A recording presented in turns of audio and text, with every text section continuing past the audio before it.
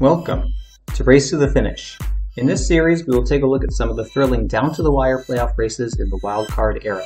The criteria for the playoff races that I will cover goes as follows. There must be at least 3 teams involved in the race, and the featured teams can't have clinched a playoff spot until the final day of the season. There might be a couple exceptions to that later on in the series, but we'll cross that road when we get there. Now, on to episode 4.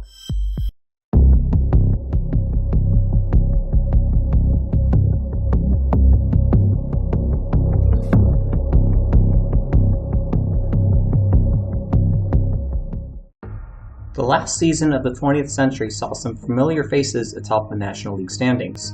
The Atlanta Braves won the NL East the previous 4 seasons and were in line to repeat. The New York Mets, who were in wildcard tension the previous 2 years, were fighting for the same spot once again. However, there were also some unfamiliar faces at the top of the standings.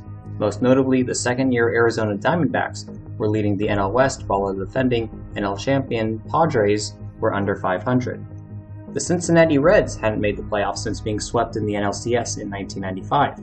They had non-winning seasons each of their previous 3. After a slow start, the Reds picked up steam in May and June, even briefly overtaking first place in the NL Central by a half a game for a few days in early July. They spent most of the summer just a few games back of the Astros for first place in the division, and the Mets for the wild card. The New York Mets had not made the playoffs since losing in the NLCS in 1988. They held the wild card lead late in the season the previous year, but lost their last 5 games to fall out of a playoff spot. They spent most of the summer in the wild card lead and just a couple games back of the Braves in the NL East, and even briefly took the division lead for a few days in August. The Houston Astros had won the NL Central the previous 2 seasons, and were looking to win a 3rd straight division crown. They led the division at the end of April, May, June, July, and August. When they weren't in first, they were never more than a half game out, and held as much as a 6.5 game lead on June 20th. It's Monday, September 13th. There are 3 weeks remaining in the regular season. The Astros have won 10 in a row and now have a 3-game lead over the Reds in the division, who are also red hot, having won 6 in a row and 9 of their last 10. They trail in the wild card by 2.5 games to the Mets, who have won 7 of their last 9. Although the Mets have their eyes on the NL East, as they trail the Braves by only 2 games with 18 games to go. On Monday night, the 2 NL Central teams continued their winning ways, with the Reds capping off a 4-game sweep of the Marlins and the Astros crushing the Phillies in their series opener. The Mets and Rockies were tied at 5 in the top of the 9th at Coors. After pinch runner Melvin Mora was gunned down at home by right fielder Larry Walker, the Mets caught a break as Mike Piazza scored on a wild pitch, giving the Mets a 6-5 lead, which wound up being the final score. On Tuesday, the Reds welcomed the sub-500 Cubs to town for 3 games. That night, they trailed the Cubs 2-1 in the 9th and were a strike away from getting out of the inning, but on an 0-2 pitch, Jose Nieves hit a 2-out, 2-run triple to give the Cubs a 3-run lead. In the bottom of the inning, the Reds answered back with a 2-out, 2-run homer from Jeffrey Hammonds, cutting the deficit back to 1. The Reds got 2 more base runners on, but Dimitri Young grounded out to short to end the game. The Astros crushed the Phillies again to extend their division lead to 4 games, and stay only a half game back to the Braves for the best record in the NL.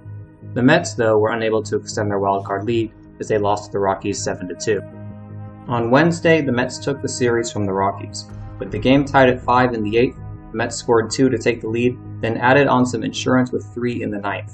Later that evening, the Reds scored 4 in the 1st off starter John Lieber, and Greg Vaughn added a solo shot in the 5th, and they held on for a 5-4 victory. The Astros were looking to sweep the Phillies and win their 13th in a row. They held a 4-3 lead entering the 8th, but reliever Jay Powell gave up 3 runs, including 1 unearned run, and the Phillies took a 2-run lead into the bottom of the 9th. But the Astros scored twice to send it to extras. In the 10th, the Phillies scored twice off reliever Doug Henry, and they put an end to the Astros' 12-game winning streak. The Braves lost 2 of 3 to the Padres, and 4 of the last 5, meaning the Astros were only a half game back to first place in the National League. The wildcard leading Mets were only a game back of the Braves. The Reds were still very much alive in the race with 16 games remaining, trailing the Mets by 2.5 and the Astros by 3 games. On Thursday night, the Reds looked to close the gap, as the aforementioned teams had the night off. They started off well by scoring 3 in the 1st and 2 in the 4th, carrying a 5-1 lead into the 5th. With 2 outs and a runner on, Mike Cameron missed a fly ball from Mark Grace that should have been an inning-ending flyout. with the score now 5-2, the next batter, Henry Rodriguez, hit a 2-run shot to make it 5-4. That score held into the ninth, when the Cubs struck for 3 runs thanks to back-to-back doubles from Sammy Sosa and Grace. The Reds scored 1 in the bottom half of the inning, but it wasn't enough. This was an inopportune time to lose a series to a team 30 games under 500, especially given the way they lost that series finale. They were unable to gain ground in the wildcard and division race. For the weekend, all teams in the NL playoff race took on division rivals, as the Reds traveled to Pittsburgh, the Mets hosted the Phillies, and the Astros traveled to St. Louis, all for 3 games. The Pirates scored 3 runs in the 4th, and that was all they needed in a 3-1 victory over the Reds on Friday night. Fortunately for them, though, they didn't lose any ground as the Phillies rocked the Mets starter Al Leiter, and the Cardinals scored 9 in the 4th off Astros 20-game winner Jose Lima for an 11-8 victory. All 3 teams in the hunt on Friday night lost to teams under 500. On Saturday, the Reds found their winning ways again with a complete game shutout from Steve Pearce winning 3-0. The Astros were rocked in the 4th inning again, allowing 8 runs to the Cardinals in a 6-13 defeat. The Mets rebounded with an 11-1 victory over the Phillies. On Sunday, the Reds again were unable to take a series from a sub-500 team, as they lost the series finale 5-8 to the Pirates. Over in New York, the Mets held a 4-0 lead early, but gave up 6 runs in the 5th to fall behind 6-4. They answered with 3 in the bottom of the inning and added another in the 6th and held on for an 8-6 victory. In St. Louis, the Astros avoided the sweep thanks to a go-ahead 2-run homer from Jeff Bagwell in the 7th, giving the Astros a 4-3 victory. With just 2 weeks to go in the season, the Reds trailed the Astros by 3.5 in the division and the Mets by 4 in the wild card. The Mets were just 1 game back of the Braves for best record in the NL, and the 2 teams would face each other in a critical 3-game series starting on Tuesday. Before that, though, on Monday night, the Pirates played spoiler again, defeating the Astros 11-5, putting up a 6th spot in the 3rd inning. The Reds traveled across the country to face the Padres. Greg Vaughn, who hit 50 home runs to help lead the Padres to the World Series the year before, had a nice homecoming, going 2 for 5 with a 3-run homer and a 12-1 victory. This time, the Reds were able to gain ground on the 2 teams ahead of them. On Tuesday night, the Astros scored 4 in the 7th en route to a 6-3 victory, evening up the series. Game 1 of the Braves-Mets series lived up to its billing, a pitcher's duel between Rick Reed and John Smoltz. Chipper Jones got things going with a solo shot in the 1st, but the Mets tied it up in the 3rd on an Edgardo Alfonzo RBI single. The score remained tied at 1 into the 7th when Bobby Bonilla hit a 2-out double into the right field corner that would appear to give the Mets the lead, but a strong throw from Gerald Williams kept Roger Cedeno at 3rd. The Mets did not score that inning. In the bottom of the 8th, Chipper Jones hit his 2nd solo shot of the game, this time off reliever Turk Wendell to give the Braves the lead back. Renowned New York hater John Rocker struck out the side in the 9th, and the Braves took Game 1 of the series, maintaining their division lead. In San Diego, with the score tied at 2 in the 7th, former Red Reggie Sanders hit a 2-out bases-loaded triple, then scored after the throw got away. The Padres held on for a 6-2 victory. Again, this is not a good time for the Reds to be dropping games against sub-500 teams. On Wednesday, the Pirates played spoiler once again, taking the series from the Astros with a 3-2 victory. The Astros had dropped 2 straight series to under 500 teams, just like the Reds had done.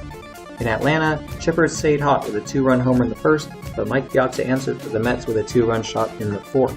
After the Braves retook the lead in the 7th, the Mets loaded the bases with 1 out in the 8th that Terry Mulholland came on in relief and struck out Bobby Bonilla, and then got Todd Pratt to ground out to end the threat. The Braves tacked on 2 more for a 5-2 victory, ensuring that they would have the division lead by the end of the series. In San Diego, the Reds were finally able to get a series victory over a sub-500 team, winning 4-3 thanks to a Greg Vaughn 2-run homer. On Thursday night, the Mets held a 2-1 lead entering the 6th, looking to avoid the sweep. In the bottom of the 6th, with 2 on and 1 out, Chipper Jones hit his 4th home run of the series, this one a 3-run homer, to give the Braves the lead. They wound up winning 6-3, completing the sweep. With just 10 days remaining in the regular season, the Braves held the NL's best record with a 3.5-game lead over the Astros and D-backs, and a 4-game lead over the Mets in the division. The Reds trailed the Astros by 2.5 games in the division, and the Mets by 2 in the wild card. For the weekend, the Mets traveled to Philadelphia, and the Astros to Milwaukee, each for 3 games. The Reds returned home to face the Cardinals for 4.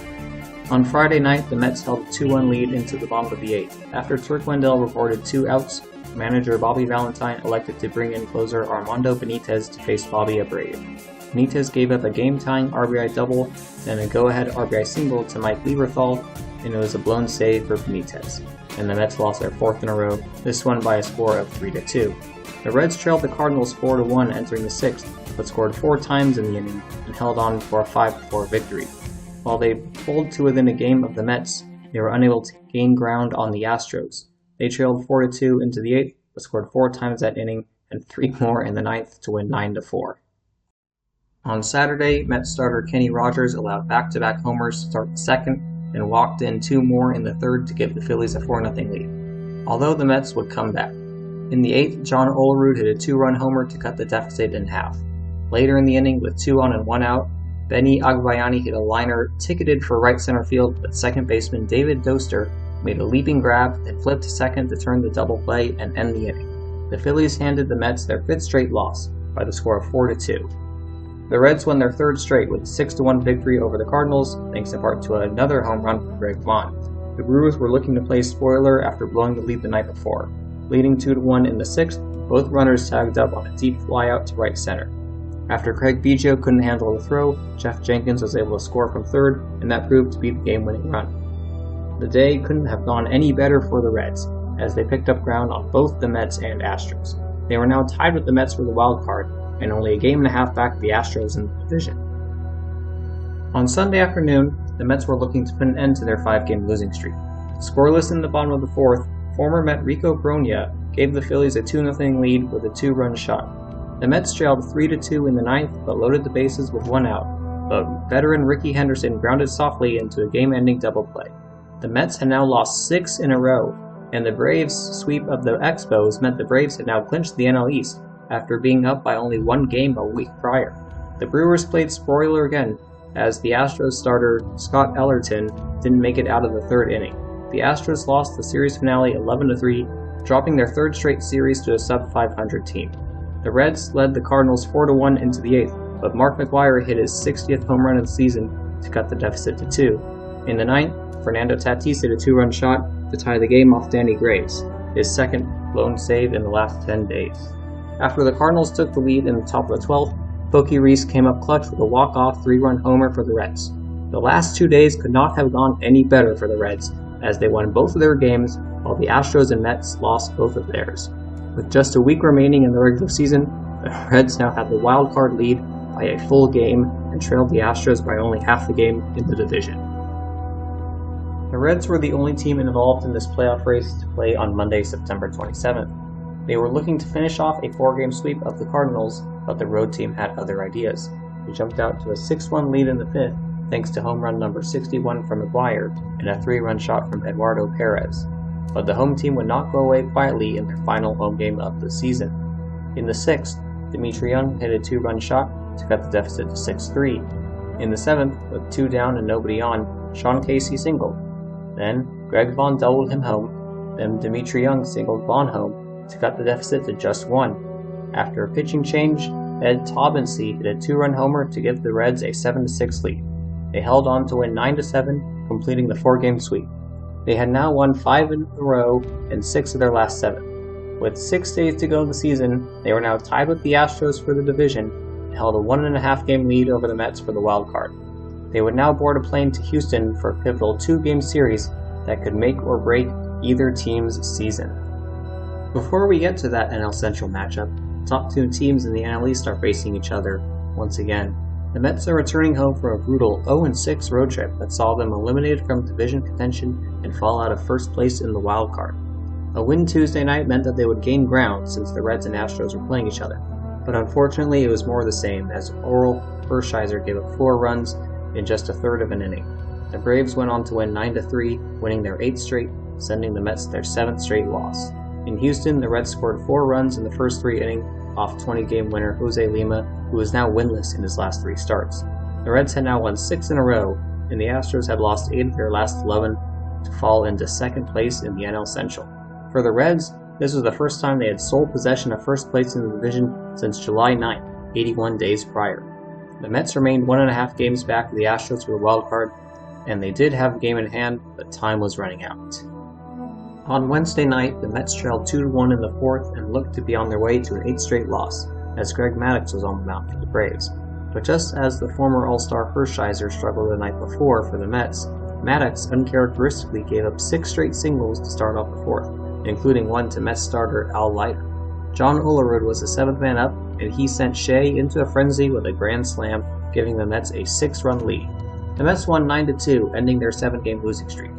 Unfortunately, they were unable to gain ground in the wild card, as the Astros put an end to their 3-game losing streak and the Reds' 6-game winning streak with a 4-1 victory, scoring 3 unearned runs in the fourth. On Thursday night, the Mets looked to close the wild card deficit to just a game, as both the Reds and Astros were off. Trailing 3-2 in the 8th, Edgardo Alfonso hit a 2-out solo home run to tie the game at 3. In the 11th, Brian Jordan hit a fly ball to deep right field that Sean Dunston couldn't track down and wound up at third with a leadoff triple. He later scored on Ozzie Guillen's sacrifice fly, and the Mets lost the series finale 4-3 in extras. For the final weekend of the season, the Mets stayed at home to host the Pirates, who had recently taken 2 out of 3 from both the Reds and Astros. The Reds traveled to Milwaukee, who had just taken 2 out of 3 from the Astros, who would host the Dodgers in their final regular season series at the Astrodome. All series were 3-game series against sub-500 teams. The Reds and Astros were tied atop the NL Central, and they each held a 2-game lead over the Mets for the wild card. Technically, the Reds were leading the division, as they had won the season series over the Astros. On Friday night, Robin Ventura got the party started for the Mets with a solo shot in the fourth off starter Jason Schmidt. Not long after, they got some help, as Gary Sheffield hit a homer for the Dodgers in the top of the first, and the Astros trailed 1-0 early. The home run parade spread to Milwaukee, where Mike Cameron hit a 2-run homer for the Reds to give them the lead in the 3rd inning. Back in Houston, the Dodgers continued to play spoiler, scoring 4 times in the 3rd to take a 5-0 lead. Not only were they sloppy defensively, but they were sloppy on the base paths as well. Back to Flushing, Mike Piazza added a home run of his own to double the Mets' lead in the bottom of the 6th. Over in Milwaukee, Greg Vaughn hit a solo shot to extend the Reds' lead to 3-0 in the 4th. Back to New York, Mets starter Kenny Rogers lost his shutout in the 8th, and the Pirates tied it off ever so shaky John Franco. With the bases loaded and 2 down, Franco was behind in the count 3-0, but battled back to strike out Adrian Brown, keeping the game tied. In Milwaukee, the Reds had the chance to add on to their lead with the bases loaded and 2 down in the 5th, but Sean Casey struck out, and the Brewers got on the board in the 6th with an RBI double from Jeff Cirillo. He tied it in the 8th with a 2-run single. Back in New York, Robin Ventura came up with the bases loaded and 2 down in the bottom of the 11th.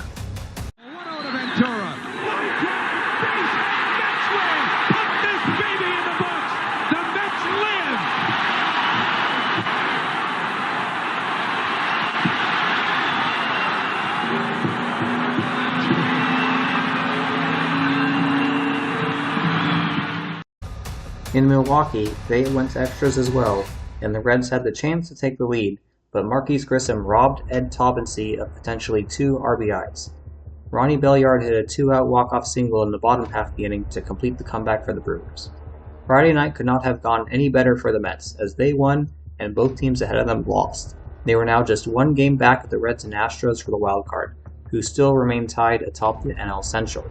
It was a missed opportunity for the Reds as they blew a 3-run lead against a team 13 games under 500. On Saturday afternoon, the Reds were up first looking to maintain their 1-game lead over the Mets. They could clinch today if they were to win and the Mets were to lose. They led 1-0 into the bottom of the 3rd, while the Brewers struck for 7 runs off Reds pitching, with 2 being unearned.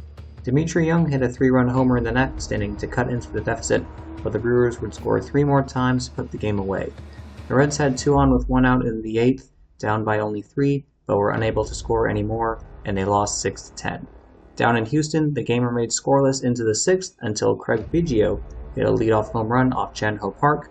Jose Lima pitched 7 2/3 innings of shutout baseball to get his 21st win of the season, and Billy Wagner pitched a 5-out save as the Astros won 3-0 to retake first place in the NL Central. That night, in New York, the Mets and Pirates were scoreless into the 6th as well. After John Olerud led off with a walk, the Mets caught a break as Pirates' 3rd baseman Aramis Ramirez threw a potential double play ball into right field. Wait, Aramis Ramirez played for the Pirates? The next man up, Robin Ventura doubled home Olerud to give the Mets the lead, an unearned run. Later in the inning, with the bases loaded and 1 out, Ray Ordonez looked to extend the lead. With the bases loaded, this series. Jam shot. Young makes the play. Throws it away. It's down the left field line. Here comes Piazza. And the Mets catch a huge play. Wow. And another error on Kevin Young, who has more errors than any first. Well, I guess it's just the Mets' lucky day, isn't it? The Mets scored 5 more in the 8th, and Rick Reed pitched a complete game shutout, and the Mets were now tied with the Reds for the wild card, the exact same position they were in exactly 1 week ago. Entering the final day of the season, here are the clinching scenarios for each team. The Astros needed to win or the Reds or Mets to lose. The Reds needed to win and the Mets to lose. The Mets needed to win and the Reds to lose. In the event that the Astros lost and the Mets and Reds won, the Astros and Reds would have played an NL Central tiebreaker on Monday, with the winner earning a spot in the NLDS and the loser having to play the Mets on Tuesday in a wildcard play-in game. Or at least I thought that was the case until doing research for this video. Apparently, if that scenario were to play out, the Mets would have clinched the wild card, and the Astros and the Reds would play an NL Central tiebreaker, with the loser going home for good. This makes me doubt that I was correct in describing the 1995 American League wildcard scenarios. This means the Mets just needed a win, and a Astros or Reds loss to clinch the wild card. Think about what happens now. If the Mets hold on and win this game, they'll come to the park tomorrow tied with Cincinnati for the wild card and a game behind Houston. So then, of course, the Mets would try to take care of their own business, see what Cincinnati does. If the Reds were to win, the Astros were to lose, and the Mets were to win, you'd have the three-way tie that would guarantee the Mets a playoff spot. Bobby Valentine was asked before the game, you think it's fair that you can be part of a three-way tie and automatically be given a playoff spot because the Reds and Astros would have to play off for the division title? And Bobby said, well, yeah. He said you play a 162-game season to win divisions. And a division playoff game is counted in the regular season standings. So that's why if the Reds and Astros were to play off, the losing team would finish 1/2 game behind the Mets. And take a look at the standings. Cincinnati behind Houston by 1 game, and the Mets trailing Cincinnati by a half game if they win tonight. Dead heat in the wild card goes to tomorrow afternoon. Fouled away again. I don't really think it's a fair system for 3 teams to tie and 1 team to automatically get a playoff spot. The problem, though, for baseball, when you consider how far the postseason stretches now, particularly with this 3rd round, the division series, which came into play a couple of years ago, is that you can't start playing into mid-November. But there's no excuse for that. It's got to be fair for everybody. And the 2-2 to Alfonso, fouled back this way. I agree, it's not fair. There's no excuse for it. It's just that they made that decision and it's unfair. What baseball is saying is, well, now if you have a round robin, it's going to take a couple of more days to settle it, and everybody else gets backed up. Still got to do it. 1 team goes in and the other 2 teams play to get in. Alfonso keeps fouling it back. I think they'll rectify that. Well, baseball had a warning that this might happen as far back as '95, the first year the system was in effect, when the Yankees, the Angels, and the Mariners went down to the very end, all with the potential for being involved in a 3-way tie. So you wonder if it didn't scare baseball away then, would this do any more? But I agree with you. They've got to find a way around that system. 3 balls, 2 strikes. You think about being on a club like Houston and Cincinnati. They got to play for survival, and the Mets would be sitting home watching the game. They're in. The Mets started first on Sunday, and the Pirates were looking to spoil the party just as they had done to the Reds and Astros just a couple weeks ago. The Pirates struck first in the first inning on a Kevin Young RBI single off Oral Hershiser. In the top of the 3rd, the Mets got some luck again, as it appeared shortstop Ray Ordonez did not touch second base, and Al Martin beat the throw back to first. Nevertheless, both runners were called out. In the bottom of the 4th, John Olerud reached safely after this errant throw from first baseman Kevin Young, which got into the dugout, advancing Olerud to second. 2 batters later, Darrell Hamilton singled him home, tying the game on an unearned run.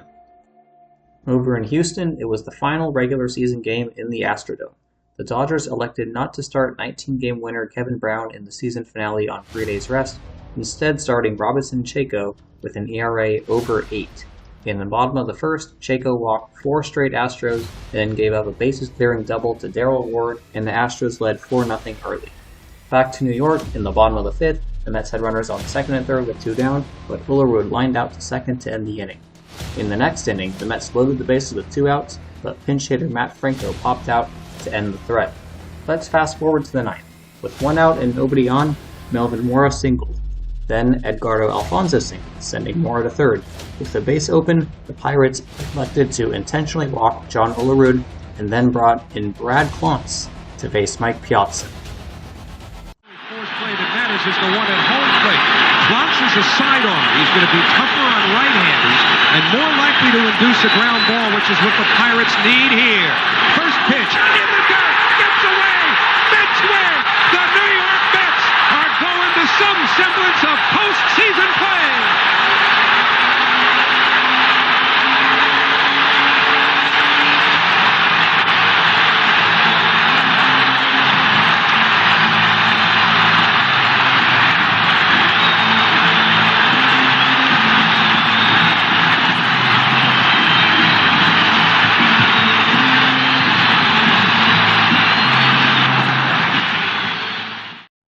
The Mets got lucky again, didn't they? Over in Houston, Astros starter Mike Hampton only allowed 1 run on 3 hits in 7 innings, earning his 22nd win of the season, and the Astros clinched the NL Central. The Reds were supposed to face the Brewers at 3 p.m. Central Time, but first pitch was delayed nearly 6 hours due to rain. This was supposed to be the final game at Milwaukee County Stadium, but tragedy struck earlier that summer as a crane collapsed during the construction of Miller Park, which delayed the new ballpark's opening until 2001. Because the Mets and Astros had already won, the Reds now knew that they needed to win to force a 1-game playoff with the Mets.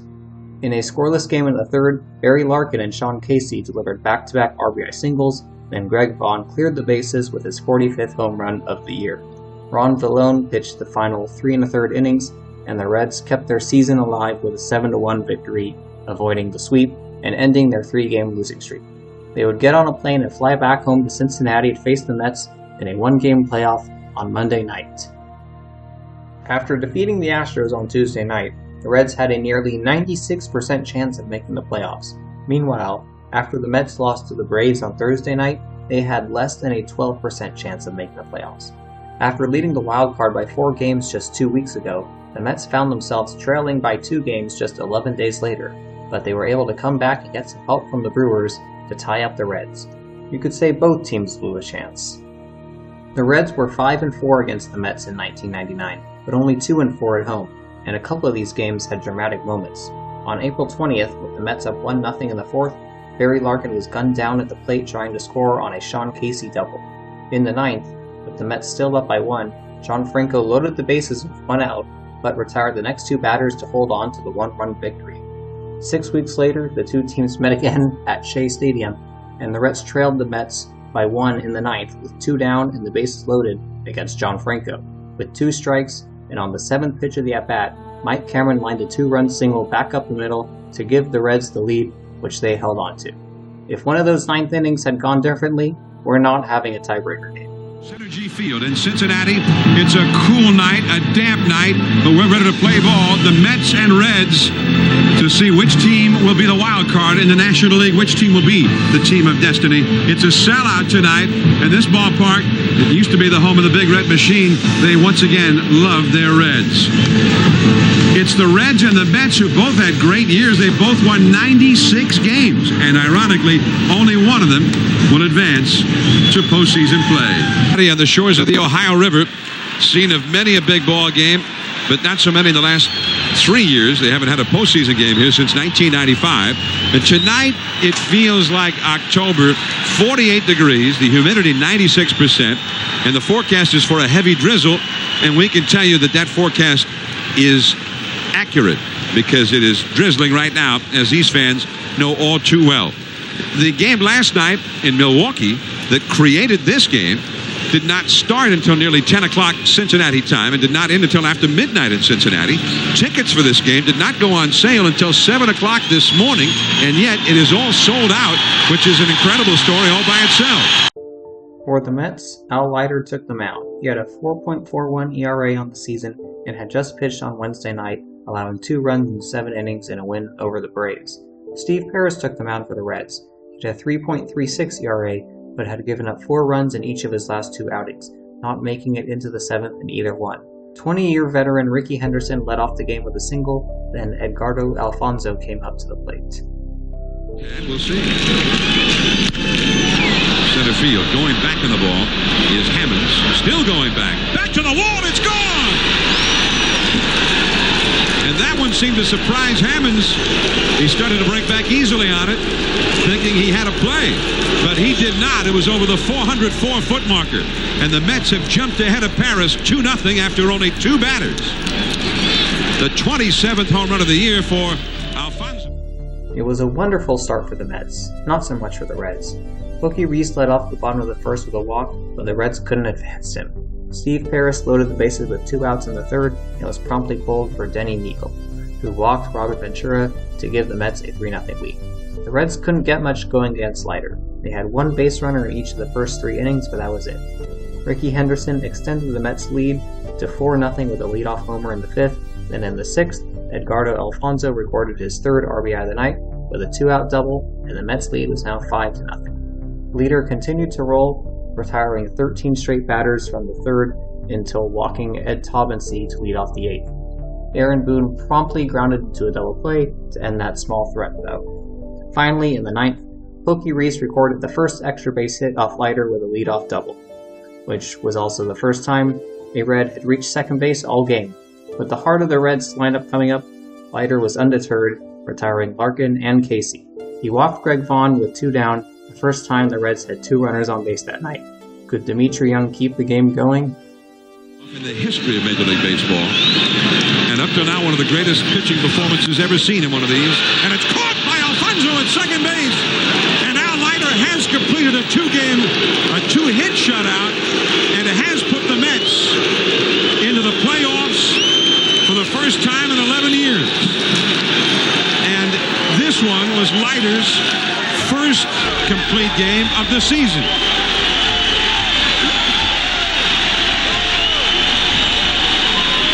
And at long last, the real celebration can begin for the New York Mets.